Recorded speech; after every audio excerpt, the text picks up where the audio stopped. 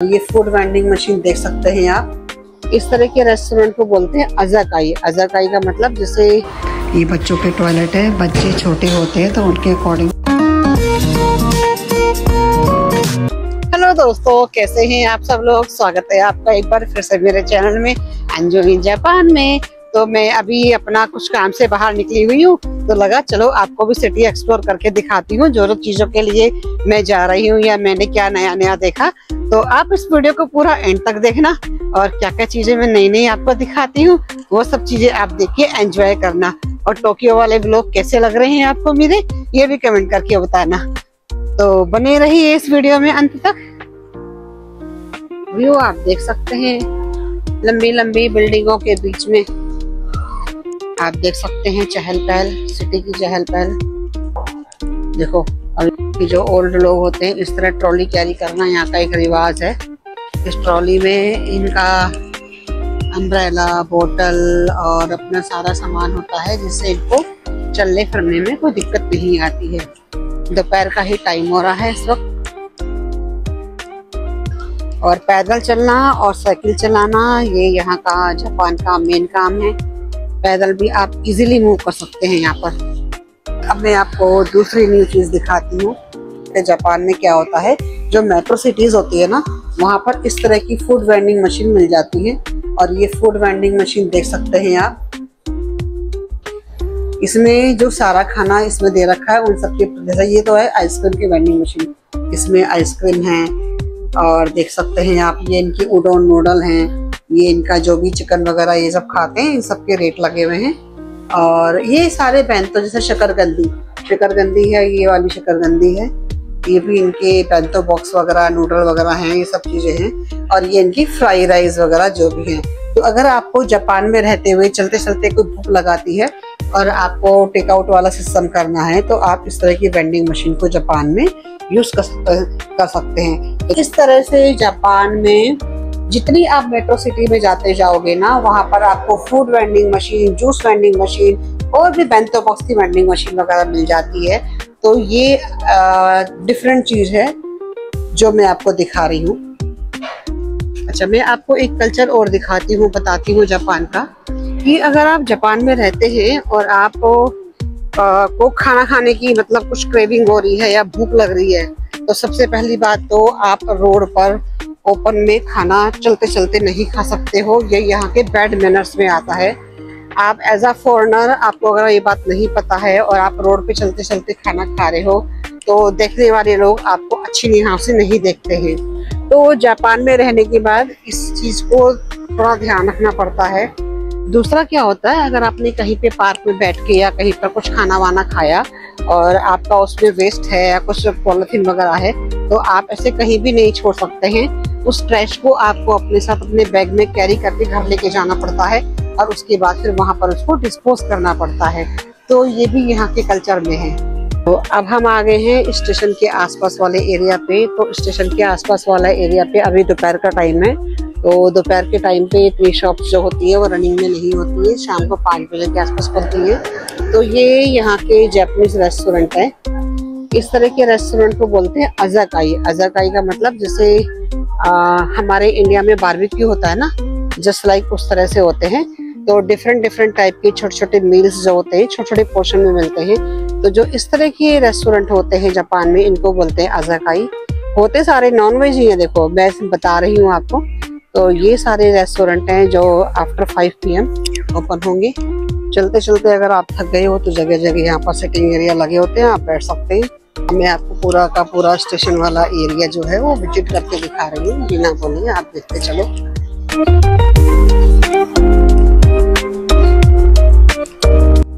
This is Hachioji city, Tokyo.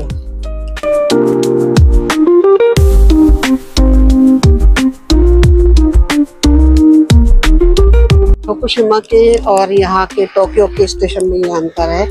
वहाँ पर अगर हम लोग स्टेशन पर आते थे तो हम गाड़ी से आ सकते थे, वहाँ पर गाड़ी पार्किंग की फैसिलिटी थी। यहाँ पर गाड़ी पार्किंग की फैसिलिटी नहीं होती है, काफी दूर आधा या 1 किलोमीटर पर होती है। वहाँ गाड़ी खड़ी करके ही आप पैदल आ सकते हैं।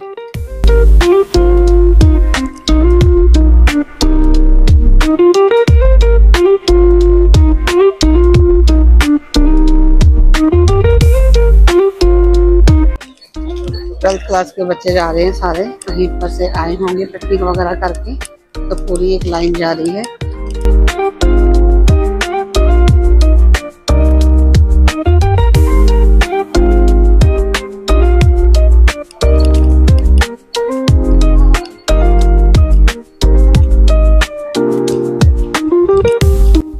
तो अगर आप साइकिल लेके स्टेशन पर आ रहे हैं तो इस तरह की साइकिल की 2-3 पार्किंग मिल जाती है।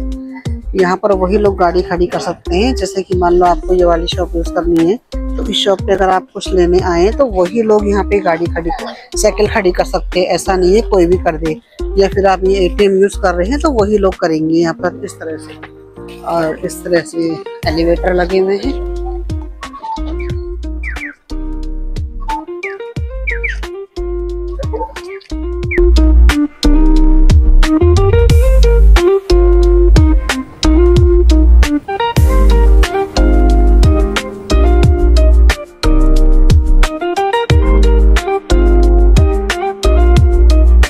जापान के हाईटेक और एडवांस जो टॉयलेट होते हैं उनके बारे में आपने काफी सुना होगा और मेरी जो वीडियो है उनमें काफी बार देखा भी होगा। पर आज मैं आपको जापान के पब्लिक टॉयलेट जो कि स्टेशन पर बने हुए होते हैं उनमें और क्या क्या फैसिलिटीज दी हुई होती है, क्या क्या चीजें होती है, वो मैं आपको दिखाऊंगी। तो चलो देखो। तो ये है जापान के स्टेशन का पब्लिक टॉयलेट। तो देख सकते हैं यहाँ पर क्या क्या चीजें। देखो, बच्चों का टॉयलेट यहाँ पर अलग मिलेगा, व्हील चेयर वालों के लिए अलग फैसिलिटी का टॉयलेट मिलेगा, जेंट्स का और लेडीज का अलग मिलेगा। तो चलो अंदर चलते हैं और मैं आपको दिखाती हूँ। तो ये जेंट्स वाला टॉयलेट का एरिया है और ये बच्चों की टॉयलेट। तो बच्चे छोटे होते हैं उनके लिए इतना ध्यान रखते हैं कि देखो वॉश बेसिन छोटा बनाया हुआ है कि बच्चे छोटे हैं हाइट में, उनसे यूज नहीं हो पाएगा। और ये बच्चों के अकॉर्डिंग छोटी हाइट वाले गर्ल्स और बॉयज के अलग अलग टॉयलेट बनाए हुए हैं जिससे बच्चे आराम से यूज कर सकें। तो ये इतनी छोटी छोटी चीजों का बहुत ध्यान रखते हैं कि बच्चों को दिक्कत ना हो, व्हील चेयर वालों को दिक्कत ना हो। तो चलो अब चलते हैं लेडीज टॉयलेट में। तो जैसे ही अगर हम लेडीज टॉयलेट में एंटर करेंगे तो आप देखोगे कि अगर यहाँ पर टॉयलेट यूज करने वाले लोग ज्यादा हैं तो कितने एटिकेट्स इन लोगों में होते हैं। कोई धक्का मुक्की नहीं होती, लाइन में पिन ड्रॉप साइलेंट खड़े रहते हैं और अपने वेटिंग का, अपने नंबर का वेट करते रहते हैं। तो ये यहाँ के मैनर्स में आता है कि हर चीज यहाँ पर लाइन से होती है, चाहे वो कहीं खड़े हो चाहे वो टॉयलेट यूज कर रहे हो, मतलब बिना लाइन और बिना चुप रहे सारा काम करते हैं। और जापान के लोग जो होते हैं मेकअप के लिए बहुत ज्यादा सिंसियर होते हैं। तो अलग से यहाँ ड्रेसिंग रूम बना हुआ होता है। तो टॉयलेट यूज करने के बाद जो लेडीज या गर्ल्स होती हैं वो मेकअप बहुत ज्यादा करती हैं, यहाँ पर मेकअप के लिए बहुत कंसर्न होती हैं। तो देखो ये इनका ड्रेसिंग रूम है। आप यहाँ बैठ के भी अपना मेकअप कर सकते हैं, आप चाहो तो खड़े होके भी अपना मिरर को यूज करके मेकअप कर सकते हो। तो इस तरह ये ड्रेसिंग एरिया, मिरर वाला या मेकअप का एरिया जो भी कहो आप इसको, ये चीज बहुत ज्यादा यहाँ पर मिलती है। और यहाँ मेकअप करना मतलब यहाँ के लोग बहुत सिंसियर होते हैं। तो इस तरह से पब्लिक टॉयलेट के अंदर भी इतनी फैसिलिटी यहाँ पर मिलती है जापान की। तो देखो आप, यहाँ पर लोग अपने अपने अकॉर्डिंग, कोई खड़े होके मेकअप कर रहा है, कोई बैठ के मेकअप कर रहा है। और देखो आप टॉयलेट के अंदर फिर देखो आप कितने एटिकेट से लाइन बना के ये लोग खड़े हुए हैं। तो ये थी मेरी आज की वीडियो जिसके अंदर मैंने आपको काफी कुछ दिखाया।